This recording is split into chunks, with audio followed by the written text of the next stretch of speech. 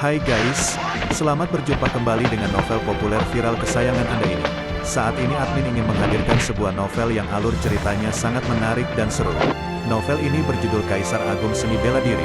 Sebelum mengikuti keseruan ceritanya, mohon bantuan kalian untuk subscribe, like, dan share video-video yang ada di channel ini. Selamat menikmati.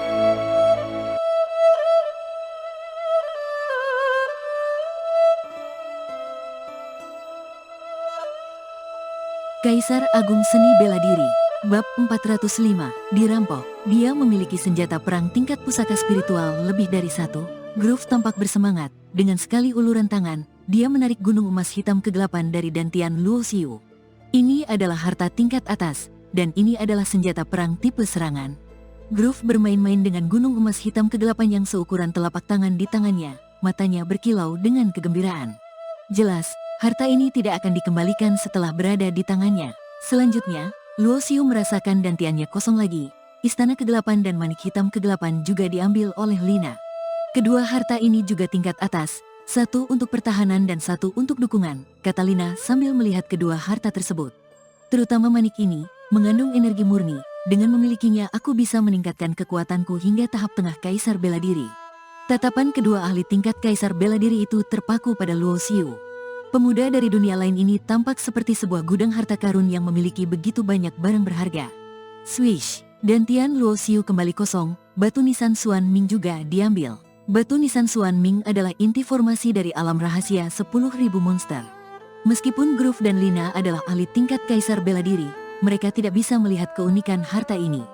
Ini juga tampaknya sebuah pusaka spiritual, tapi sangat spesial, sepertinya terkait dengan formasi. Selain senjata perang tingkat pusaka spiritual, dantiannya juga memiliki sebuah tombak perang. Ini adalah harta bawaan. Groove memegang tombak perang naga hitam Luo Xiu, tapi dia hanya bisa melihat bahwa ini adalah harta bawaan tanpa mengetahui bahwa tombak ini memiliki 9 lapisan larangan. Dia juga telah mengolah sayap roh. Harta bawaan ini sangat cepat, sayangnya tidak berguna bagi kita. Kekuatanmu baru di tingkat Santo Bela Diri, barang-barang ini juga tidak bisa kamu gunakan. Untuk sementara akan kami simpan untukmu, kata Groove, seolah-olah telah menetapkan nasib barang-barang tersebut. Hal yang sedikit membuat Luo Xiu lega adalah, mungkin karena tombak perang naga hitam hanya berada di tingkat harta bawaan, Groove mengembalikan tombak itu ke dantiannya. Kecepatan sayap roh hanya efektif untuk mereka yang di bawah Kaisar Bela Diri, sehingga tidak diambil oleh kedua pencuri tingkat Kaisar Bela Diri ini. Sejujurnya, nilai tombak perang naga hitam sebenarnya lebih tinggi daripada keempat senjata perang pusaka spiritual lainnya. Kedua pencuri tingkat Kaisar Bela Diri itu tidak memberi Luo Xiu kesempatan untuk berbicara, mereka langsung mengambil cincin penyimpanannya. Hebat, kekayaan anak ini sangat luar biasa. Groove sekali lagi terkejut, karena cincin penyimpanan Luo Xiu mengandung banyak bahan berkualitas tinggi, bahkan ada lebih dari 100 pil obat tingkat 9.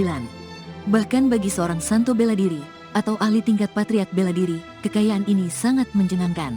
Semakin tinggi tingkat kekuatan, semakin banyak sumber daya yang dibutuhkan, dan sebagian besar harta yang diperoleh digunakan untuk menukar sumber daya yang dibutuhkan untuk pelatihan. Oleh karena itu, kekayaan yang tersisa biasanya sangat sedikit. Luo Xiu memang memiliki cukup banyak sumber daya, tetapi dia tidak berani meningkatkan kekuatannya terlalu cepat, sehingga sumber daya pelatihannya tersimpan di dalam cincin penyimpanan. Selain itu, cincinnya juga berisi banyak senjata perang harta bawaan yang bernilai tinggi bagi ahli tingkat Patriark Bela Diri. Bunga pengumpul roh, ini adalah harta yang sangat langka. Lina menemukan bunga pengumpul roh yang diambil Luo Xiu dari hutan batu merah darah, sebuah harta untuk menyelamatkan nyawa, bahkan jika hanya tersisa seutas jiwa, bisa pulih kembali dengan efek bunga ini. Setetes darah Dewa Iblis, mereka juga menemukan darah Dewa Iblis yang diperoleh Luo Xiu dari Iblis Darah. Setetes darah ini bersinar seperti permata merah, memancarkan energi murni yang melimpah serta aura hukum asal. Api spiritual langit bumi, api harimau neraka juga ditemukan. Dengan Groove dan Lina mengungkapkan harta yang mereka temukan satu persatu, wajah Luo Xiu menjadi sangat pucat. Tubuhnya memiliki aura api yang kuat, sepertinya juga sebuah api roh. Mereka hampir memindai seluruh tubuh Luo Xiu dengan kesadaran mereka. Pada akhirnya, Groove dan Lina tidak mengambil semua harta dari cincin penyimpanan Luo Xiu. Mereka meninggalkan beberapa pil obat dan bahan untuk pelatihan. Dalam sekejap, dia berubah dari seorang yang sangat kaya menjadi seorang yang miskin. Selain itu, kedua pencuri itu juga menanamkan 2 larangan di laut kesadaran jiwanya, satu dari Groove dan satu lagi dari Lina. Bakatnya sangat bagus, akan sangat disayangkan jika dia mati. Bagaimana kalau kita memberikan satu harta untuk perlindungan? Setelah menanamkan larangan, sikap Groove dan Lina terhadap Luo Xiu menjadi jauh lebih baik, karena hidup matinya kini sepenuhnya dalam kendali mereka. Baiklah, Lina ragu sejenak, lalu mengeluarkan Istana Hitam Kegelapan dan memberikannya kepada Luo Xiu. Bagi Lina, Istana Hitam Kegelapan hanya sebuah harta perlindungan, sedangkan Manik Hitam Kegelapan bisa meningkatkan kekuatannya ke tingkat tengah Kaisar Bela Diri, jelas lebih berguna daripada Istana Hitam Kegelapan. Bisakah kalian memberiku beberapa sumber daya kultivasi lagi? Luo Xiu bertanya. Meskipun sumber daya yang tersisa di cincin penyimpanan cukup untuk pelatihan biasa, tetapi baginya sangat kurang. Groove mengernyit, tapi Lina tampaknya cukup baik. Dia mengambil sebuah cincin penyimpanan. Ini berisi beberapa pil obat, seharusnya cukup untuk melatihmu ke tingkat Patriark Bela Diri. Luo Xiu menerimanya tanpa ragu. Luo Xiu menerima cincin tersebut dengan tangan terulur, karena barang-barang ini pada dasarnya miliknya sendiri. Di dalam cincin itu terdapat lebih dari 30 pil tingkat 9, membuat sudut bibir Luo Xiu sedikit berkedut, karena barang-barang ini paling hanya bisa meningkatkan kekuatannya satu tingkat kecil. Luo Xiu juga tahu bahwa jika dia terus meminta barang, kedua orang itu mungkin tidak akan memberinya lagi. Di kedalaman ruang tak berujung, sebuah rahasia ruang angkasa melayang.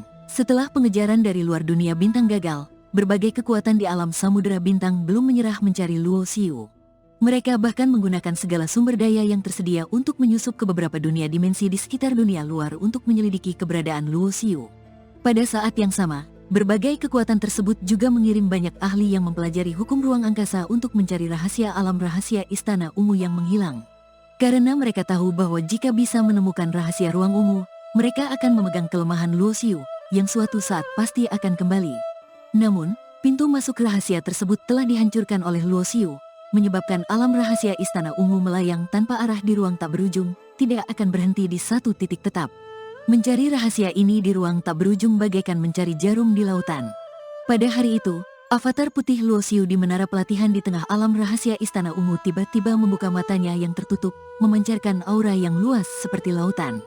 Seluruh murid Sekte Tarsuna di dalam rahasia ruang tersebut menjadi terkejut dan semua memandang ke menara pelatihan di tengah rahasia ruang dengan penuh kecurigaan. Betapa kuatnya aura ini, apakah kekuatan kepala sekte telah mencapai tingkat ini? Dalam lingkungan pelatihan yang unggul, kekuatan Gao Lianhong telah mencapai tingkat Santo Bela Diri. Namun di bawah tekanan aura tersebut, dia merasa seperti seekor semut yang menghadapi alam semesta yang luas. Perbedaannya begitu besar, tidak bisa diukur dengan akal sehat. Luo Xiu, apa yang terjadi? Burung kecil boneka yang dihuni oleh jiwa Kaisar Bela Diri kegelapan mendarat di bahu Luo Xiu. Dia tahu bahwa Luo Xiu memiliki dua avatar, dan kedua avatar tersebut bisa saling merasakan apa yang terjadi. Alam rahasia Istana Ungu tersebut semuanya tenang, namun jika avatar putih Luo Xiu sampai kehilangan kendali emosi, bisa dipastikan bahwa avatar hitam telah mengalami masalah serius. Aku dirampok. Luo Xiu tersenyum pahit. Sepanjang perjalanannya, dia selalu membunuh musuh dan merampas sumber daya. Kali ini, bukan hanya barang-barangnya yang dirampas, avatar hitamnya bahkan ditanamkan larangan, bisa dibilang rugi besar. Bagaimana dia tidak marah? Dia menceritakan kejadian tersebut kepada Kaisar Kegelapan, kecuali rahasia tentang manik kehidupan dan kematian. Kaisar Kegelapan tahu hampir semua hal tentang dirinya. Apa? 3 pusaka spiritual milikku juga dirampas? Kaisar Kegelapan sangat marah, ingin sekali mengepakkan sayap kecilnya dan terbang ke alam pengadilan suci untuk melawan mereka. 3 pusaka spiritual manik kegelapan adalah nyawanya. Mengingat zaman kuno, dia kehilangan nyawanya tapi harta ini tidak hilang. Luo Xiu, biasanya aku yang merampas barang milik orang lain, tidak pernah ada yang merampas barang milikku. Kedua orang ini berani merampas barang milikku, mereka pasti akan menyesal suatu saat nanti. Mata avatar putih Luo Xiu memancarkan dingin yang membeku, kemudian menutup matanya, karena hal yang paling mendesak adalah memecahkan 2 larangan di lautan jiwa avatar hitam. 2 larangan ini berasal dari Groove dan Lina, 2 ahli tingkat Kaisar Bela Diri. Larangan ini juga merupakan cabang dari formasi, setiap larangan mengandung kekuatan hukum kegelapan. Begitu kedua larangan ini diaktifkan, Groove dan Lina akan segera merasakannya. Hanya dengan satu pikiran, mereka bisa meledakkan kedua larangan ini, menyebabkan lautan jiwa Luo Xiu hancur berkeping-keping, dan jiwanya hancur. Avatar hitam Luo Xiu mengkhususkan diri pada hukum kematian, berfokus pada pertempuran. Avatar putih Luo Xiu mengkhususkan diri pada hukum kehidupan, memahami formasi, alkimia, dan pembuatan harta, lebih berperan sebagai pendukung. Meskipun kekuatannya masih berada di tingkat Santo Bela Diri, Kemampuan avatar putih Luo Xiu dalam formasi meningkat pesat, hanya selangkah lagi dari menjadi master tingkat kaisar bela diri 9 tingkat. Groove dan Lina mungkin memiliki kekuatan kaisar bela diri, tapi kemampuan mereka dalam formasi tidak tinggi. Kesulitan dalam memecahkan dua larangan ini justru terletak pada kekuatan hukum kegelapan yang menyusunnya. Kekuatan hukum kegelapan ini telah mencapai tingkat hukum kecil yang sempurna. Hukum kegelapan adalah cabang dari hukum kematian, dan dalam tingkat hukum kecil yang sempurna, kekuatan hukum kematian jelas lebih tinggi dari hukum kegelapan. Oleh karena itu, untuk memecahkan dua larangan ini, Luo Xiu harus menggunakan dua pendekatan, memecahkan pola formasi larangan dengan kemampuan formasi, dan menguraikan kekuatan hukum kegelapan dengan hukum kematian. Dengan dua larangan di tubuh, Groove dan Lina tidak meragukan sedikit pun. Mereka sama sekali tidak berpikir bahwa Luo Xiu memiliki kemampuan untuk memecahkan dua larangan yang ditanam oleh ahli tingkat kaisar bela diri. Mereka memberikan tugas sederhana kepada Luo Xiu, yaitu terus berlatih dan meningkatkan kekuatannya. Ketika kekuatannya mencapai tingkat patriark bela diri, dia bisa direkomendasikan kepada dewa utusan dari dunia atas. Jika dia lulus ujian, dia akan memiliki kesempatan untuk dibawa ke dunia yang lebih luas untuk berlatih. Sekali Luo Xiu dipilih oleh dunia atas, maka sebagai orang yang merekomendasikan, Groove dan Lina akan mendapatkan hadiah yang besar, mendapatkan kesempatan menjadi dewa dan iblis. Groove dan Lina merencanakan dengan sangat baik, tapi Luo Xiu juga memiliki rencana sendiri. Pada akhirnya, siapa yang berhasil menghitung siapa masih menjadi misteri.